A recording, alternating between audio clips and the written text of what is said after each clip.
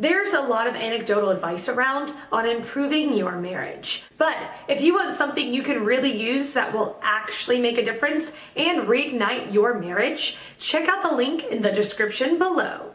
The question, how can spouses diffuse a disagreement before it gets out of control? Answer by Okey-Cowbies. Give each other permission to step away from the discussion when it feels too heated or emotional.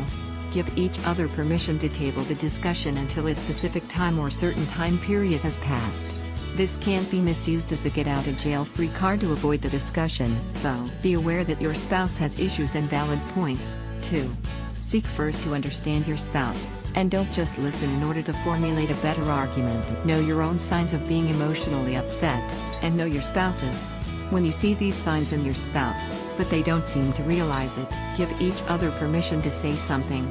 My husband does this for me whenever I start repeating myself and showing agitation, because those behaviors are signs I am heading into an anxiety mode, and that can mean angry outbursts if don't manage my anxiety soon enough. If you can't speak out of love and respect, and listen with love and respect, then table it until you can, and get mediation if you need to.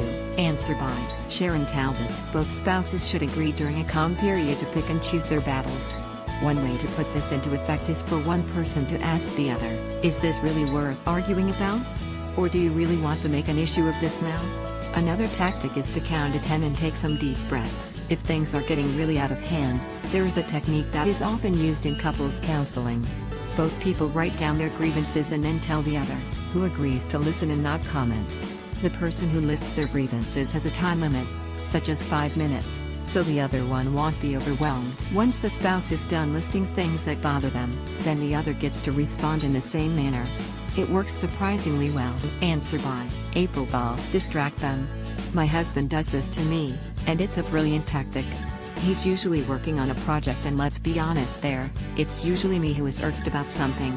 He says little, but does pay attention, while I complain, and he just says, hand me that drill, and I make sure I am picking up the right tools. He confirms and I give it to him.